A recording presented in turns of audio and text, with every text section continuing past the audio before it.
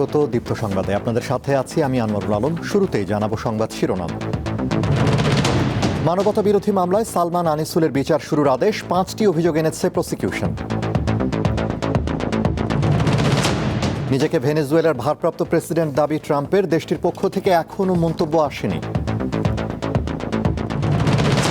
ভারতে বাংলাদেশের বিশ্বকাপ খেলার পরিবেশ নেই, নিরাপত্তার সংখ্যা আরও বেড়ে গেছে মন্তব্য উপদেষ্টার।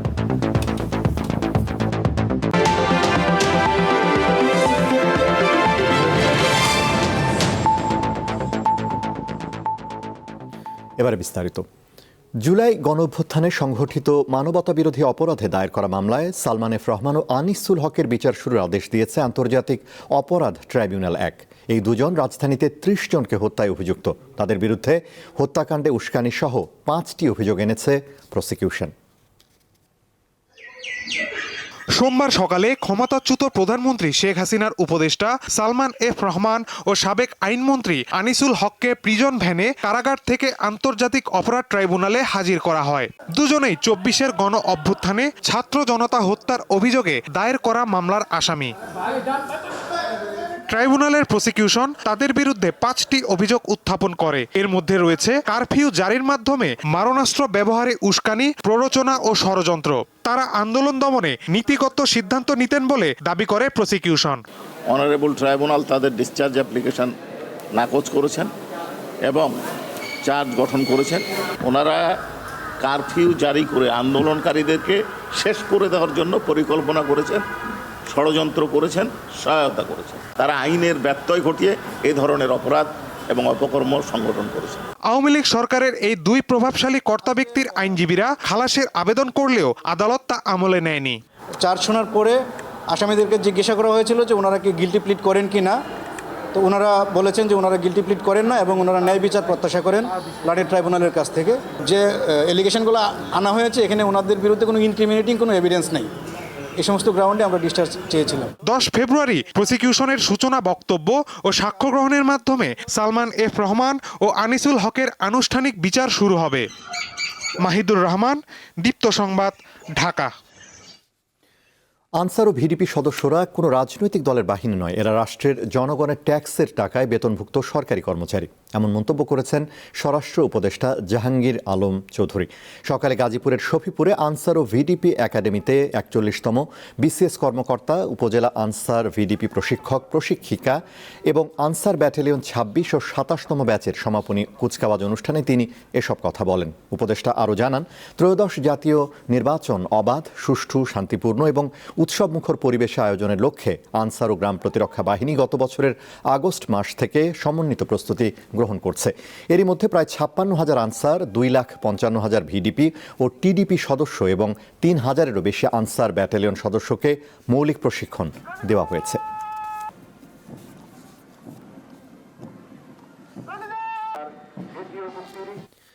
আসন্ন টি-20 বিশ্বকাপ খেলতে ভারতে দল না পাঠানোর বিষয়ে বিসিবির সিদ্ধান্তের সঙ্গে একমত পোষণ করেছেন বিএনপি মহাসচিব মির্জা ফখরুল ইসলাম আলমগীর। সকালে ঠাকুরগাঁওয়ে নিজ বাসভবনে সাংবাদিকদের সঙ্গে আলাপকালে তিনি বলেন, বাংলাদেশের একজন ক্রিকেটারকে ভারত অসম্মান করেছে, সেজন্য তিনি বিসিবির পদক্ষেপের সমর্থন জানান। মির্জা ফখরুল আরও বলেন, বিগত সরকার তিস্তার পানির হিস্যা আদায় করতে পারেনি। যদি বিএনপি সরকারে যায় তবে তিস্তা ও পদ্মা সহ অভিন্ন যত নদী আছে সবগুলোর ব্যাপারে ন্যায্য হিস্যা আদায়ের চেষ্টা করা হবে।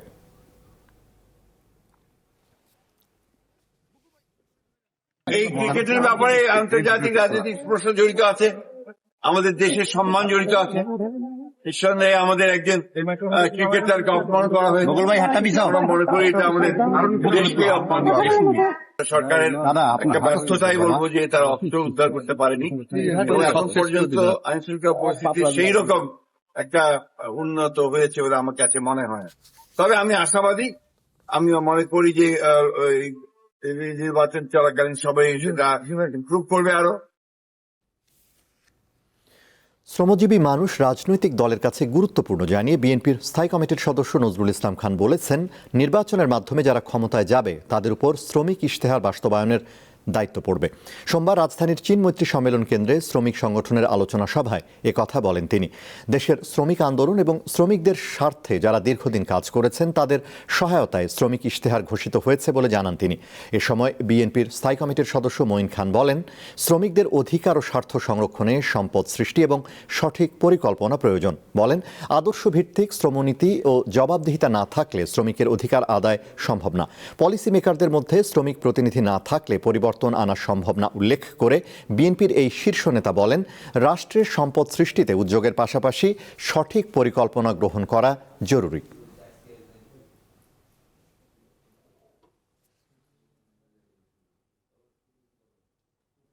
আসন্ন নির্বাচন বর্জনের এখন পর্যন্ত কোনো কারণ দেখছে না জামায়াতে ইসলামী।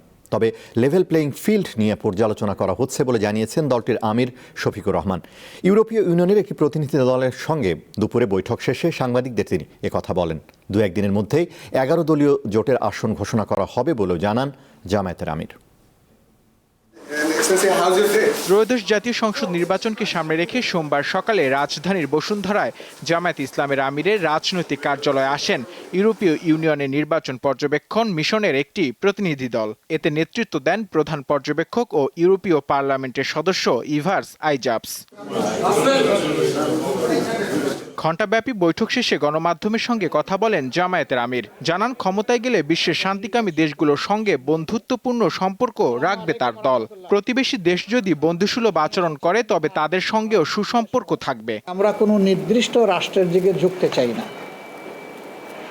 বরঞ্চ সারা বিশ্বের সাথে বন্ধুত্ব আর সমন্বয় রক্ষা করেই আমরা আমাদের দেশকে সামনে এগিয়ে নিতে চাই। লেভেল প্লেইং ফিল্ড নিয়ে অনিশ্চয়তা রয়েছে জানিয়ে জামায়াতের আমির আরো বলেন, এখনই নির্বাচন বয়কটের কারণ নেই। পাশাপাশি গণমাধ্যমকে নিরপেক্ষ ভূমিকা পালনেরও আহ্বান জানান তিনি। আমরা বিশ্বাস করি আগামীতে বাংলাদেশের জনগণ সঠিক সিদ্ধান্ত দিবে। জনগণের উপর আমাদের 100% আস্থা আছে। একটা নির্বাচনে শুধু আমরা বয়কট করেছি, এটা ছিল 18 সালের নির্বাচন। আমরা এবার মনে করি এই ধরনের কোনো পরিবেশ সৃষ্টি হবে না, কোথায় দেওয়া উচিত না। এটাকে যে কোনো মূল্যে এনশিওর করতে হবে যে ফেয়ার ইলেকশন হবে। গণমাধ্যমের পজিশন, গণমাধ্যম এটা দলীয় মাধ্যম না, এটা মাথায় রেখে গণমাধ্যম ফাংশন করুক, সেটাই আমরা প্রত্যাশা করি। শীঘ্রই জোটের আসন সমঝোতার চূড়ান্ত ঘোষণা দেওয়া হবে বলেও জানান শফিকুর রহমান। জোটের যে বিষয়টি, সেই বিষয়টি এখনো আমি বলেছি আগামীকালকের ভিতরে সমাধান আছে। কালকে আপনারা ইনশাল্লাহ হয়তো দাওয়াত পাবেন, না হয় পরশু পাবেন। সবার সামনেই আমরা একসাথে আসব। এর আগে জামায়াতের আমিরের সঙ্গে সৌজন্য সাক্ষাৎ করেন বাংলাদেশে নিযুক্ত চীনের রাষ্ট্রদূত ইয়াওয়েন। নূর আলম, দীপ্ত সংবাদ, ঢাকা। অন্তর্বর্তী সরকারের উপদেষ্টা পরিষদের চেয়ে আমলাতন্ত্রের একটি অংশ বেশি প্রভাবশালী বলে মন্তব্য করেছেন ট্রান্সপারেন্সি ইন্টারন্যাশনাল বাংলাদেশ টিআইবির নির্বাহী পরিচালক ইফতেখারুজ্জামান। সকালে রাজধানীর ধানমন্ডিতে টিআইবির কার্যালয়ে সংবাদ সম্মেলনে তিনি আরও বলেন, উপদেষ্টা পরিষদ কোন কাগজে স্বাক্ষর করবে, কোন সিদ্ধান্ত গ্রহণ করবে সেটি উপদেষ্টা পরিষদ সিদ্ধান্ত নিতে পারেন না। এ সিদ্ধান্ত নেন আমলাতন্ত্রের ভেতরের অত্যন্ত ক্ষমতাবান ব্যক্তিরা। সংবাদ সম্মেলনে অন্তর্বর্তী সরকারের অধ্যাদেশ প্রণয়নে সংস্কার বিমুখতা শীর্ষক টিআইবির একটি পর্যবেক্ষণ উপস্থাপন করা হয়। এতে বলা হয়, অন্তর্বর্তী সরকারের সময় যেসব অধ্যাদেশ প্রণীত হয়েছে তার মধ্যে 2-1টি ব্যতিক্রম ছাড়া প্রায় সব ক্ষেত্রে আমলাতন্ত্রের প্রভাবশালী মহলের কাছে সরকার নতি স্বীকার করেছে। ফলে সংস্কার লক্ষ্যভ্রষ্ট হয়েছে।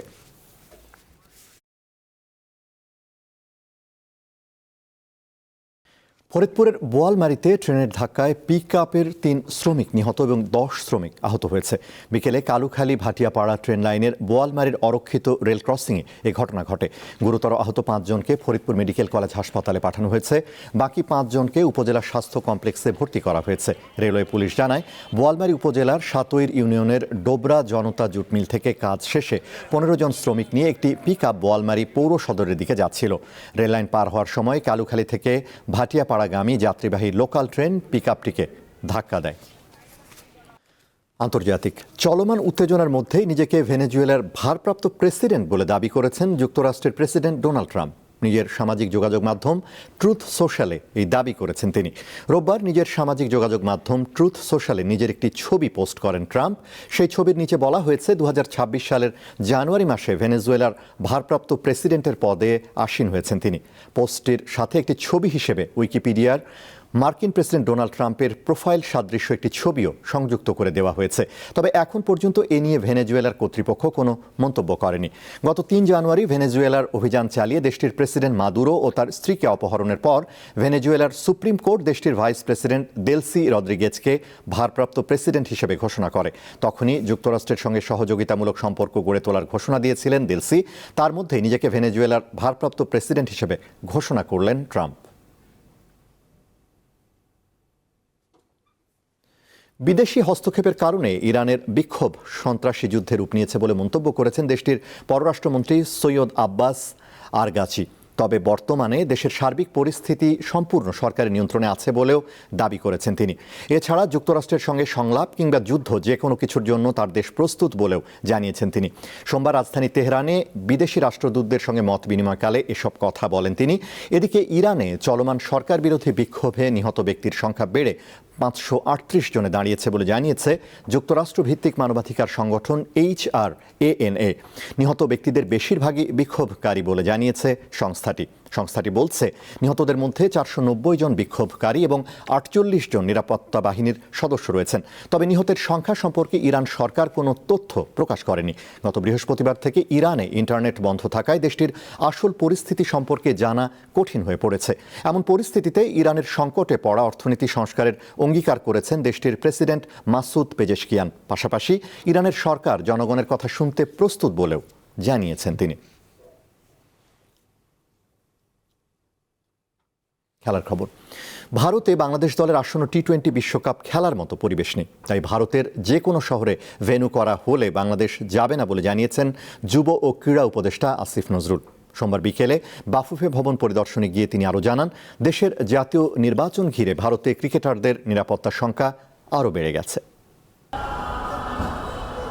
আলোচনায় টি-20 বিশ্বকাপের আগে বাংলাদেশ ক্রিকেট বোর্ড ও আন্তর্জাতিক ক্রিকেট কাউন্সিলের মধ্যে ইমেল চালাচালি। গেল সপ্তাহে নিরাপত্তাকে ইস্যু করে যুব ও ক্রীড়া মন্ত্রণালয় থেকে স্পষ্ট জানিয়ে দেওয়া হয় ভেন্যু পরিবর্তন না হলে বিশ্বকাপ খেলতে ভারত যাবে না বাংলাদেশ দল। এরপর আইসিসিকে চিঠি দেয় বিসিবি। ফিরতি মেলে ক্রিকেটের সর্বোচ্চ নিয়ন্ত্রক সংস্থা 3টি শর্ত দেয় বিসিবিকে। তাতে বিশ্ব আসরে বাংলাদেশের খেলা কোনোভাবেই সম্ভব নয় বলে সাফ জানালেন যুব ও ক্রীড়া উপদেষ্টা। আইসিসির যে সিকিউরিটি টিম আছে, সিকিউরিটি দায়িত্বে যারা আছে, তারা একটা চিঠি দিয়েছে।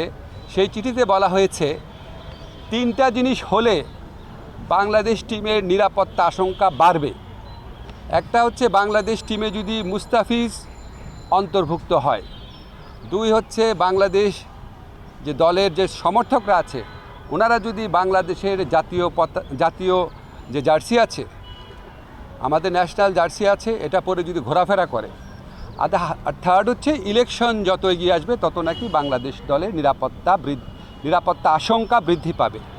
তো আইসিসি সিকিউরিটি টিমের এই বক্তব্য সন্দেহাতীতভাবে প্রমাণ করেছে যে ভারতে বাংলাদেশ ক্রিকেট টিমের টি-20 বিশ্বকাপ খেলার কোনো রকম পরিস্থিতি নাই।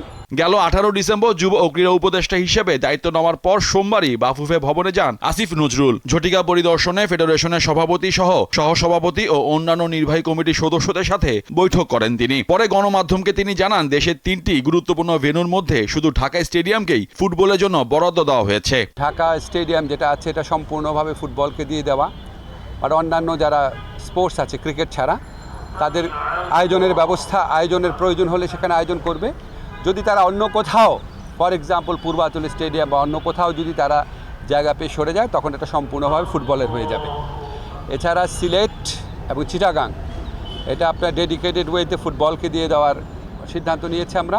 আগামী সেপ্টেম্বরে বাংলাদেশে অনুষ্ঠিত হওয়ার কথা রয়েছে সাফ চ্যাম্পিয়নশিপের 15তম আসর। তাতে ঢাকার পাশাপাশি চট্টগ্রাম ও সিলেট ভেন্যুতে ম্যাচ আয়োজনের কথা জানান বাফুফে সভাপতি। আমরা যদি সাফ হোস্ট করতে চাই, আমাদের নিজস্ব ভিশন হলো আমরা পুরো বাংলাদেশে খেলাটা ছড়িয়ে দিতে চাই। সেখানে আমরা চাবো অ্যাটলিস্ট 3টা ভেন্যুর জন্য আমরা ব্যবহার করতে পারি, মানে ঢাকা ইনক্লুড বা ঢাকার বাইরে 2টা ভেন্যু নিয়ে। এদিকে আগামী 31 মার্চ এএফসি এশিয়ান কাপে সি গ্রুপে নিজেদের শেষ ম্যাচ খেলতে সিঙ্গাপুর যাবে বাংলাদেশ। তার আগে হোম কিংবা অ্যাওয়ে 2টি প্রীতি ম্যাচ খেলা পরিকল্পনার কথা জানান বাফুফে সভাপতি। মোহাম্মদ হাসিব, দীপ্ত স্পোর্টস, ঢাকা। শেষ করব দীপ্ত সন্ধ্যার সংবাদ। তার আগে সংবাদ শিরোনামগুলো জানাবো আরও একবার। মানবতা বিরোধী মামলায় সালমান আনিসুলের বিচার শুরুর আদেশ, 5টি অভিযোগ এনেছে প্রসিকিউশন। নিজেকে ভেনেজুয়েলার ভারপ্রাপ্ত প্রেসিডেন্ট দাবি ট্রাম্পের, দেশটির পক্ষ থেকে এখনও মন্তব্য আসেনি। ভারতে বাংলাদেশের বিশ্বকাপ খেলার পরিবেশ নেই, নিরাপত্তার সংখ্যা আরও বেড়ে গেছে, মন্তব্য উপদেষ্টার।